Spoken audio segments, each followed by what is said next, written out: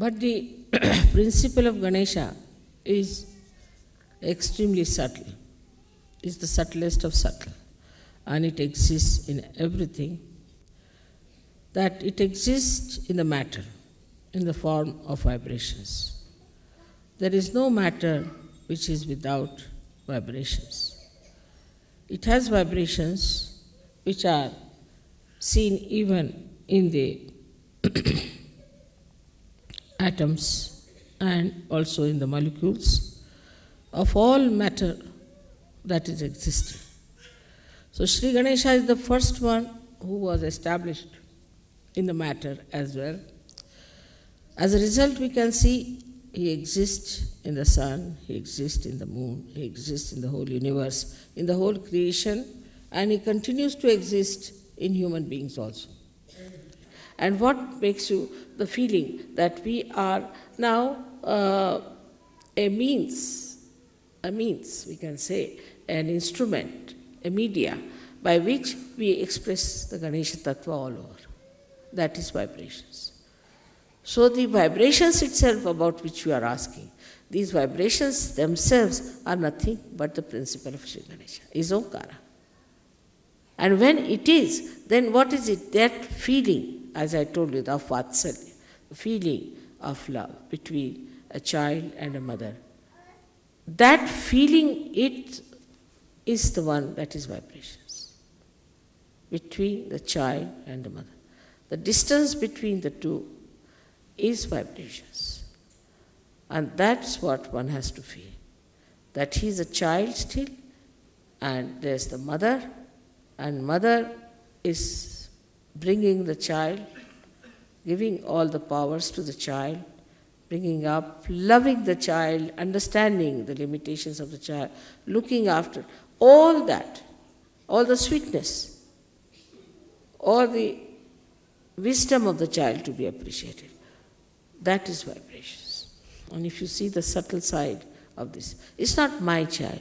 It's not only a limited thing, because it is eternal. It's everywhere. So you cannot have it. In everything you do, I have seen people, the way they handle things in the West. We Indians have to learn also from them. What's happening? So we have to accept for them what is the way to handle also beautiful things, how to look after beautiful things, how to manage beautiful relationships. See, you shouldn't be harsh, you shouldn't be unkind, you shouldn't say things which are insulting to others so that the relationships are broken. So all the relationships that are between human beings and God are through the Ganesha principle. So when it becomes the relationship between you and God, then there are vibrations. And then that same relationship should extend to everything that you do. You should see what things are good, whatever has got vibrations. Today I want to tell you something very important about this all-pervading power we have heard about. These are nothing but vibrations. Paramachaitanya is nothing but vibrations, where all identities are lost. Where the mother is lost, father is lost, we can say, nothing remains, then it is just this vibrations, this subtle vatsalya exists. That's all. And this is the only thing, out of which everything comes and remains in itself. Like we can say that the sun's rays come out and then they try to create chlorophyll. So it's not, that we cannot compare sun with that. Or we can say from the ocean, the clouds come out and they try to nourish the Mother Earth. That's also cannot be compared. Everything is inside. This Paramachaitanya has got everything inside. So we can say that everything is nothing but knowledge, is nothing but truth, is nothing but light. But when the folds of these come out, then we get into the folds of that Chaitanya, and then we become ignorant. But there is nothing like ignorance. It doesn't exist. It doesn't exist. Like there is darkness because there is no light. Once light comes, it doesn't exist.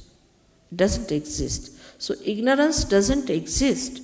But what happens that the folds of this ocean, into that people go and it is lost. Thus we understand one thing very clearly, that we are in Paramachaitanya, we are made by Paramachaitanya, all the time we are surrounded by it. Only thing is, we are sometimes lost in the folds. And why? Why we are lost in the folds is because of our own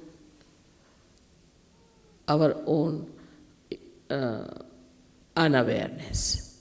This awareness has to come, that we are part and parcel of that Paramachaitanya. The whole thing is called as Chidvilasa, is the vilas, is the playful enjoyment of God's attention. Now you will say, how can that be? For example, we see the sun. Just to give a simile closer to it, we see the sun and then we see the water. We see the water in the lake, right? There is water because of the sun, we can see the water there. Then supposing we see the mirage. We see the mirage and then we think this is water. We run after the water. But the whole thing is the play of the sun.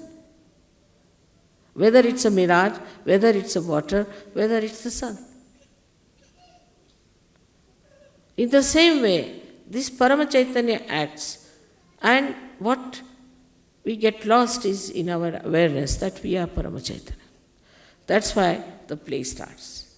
The play starts like day before yesterday's puja. What did we do? We were sitting there, it started raining. So, to prove that I can control rain. So it rained, some people were covering up something, this thing. I gave up on them. After some time, the rain moved out from the puja to the backside. It was not raining where you were sitting.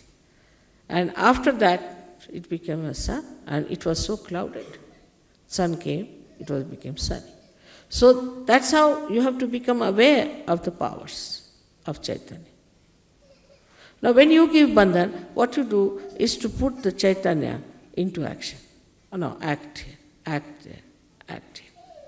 Though you are supposing in the ocean, but the ocean acts on you all the time.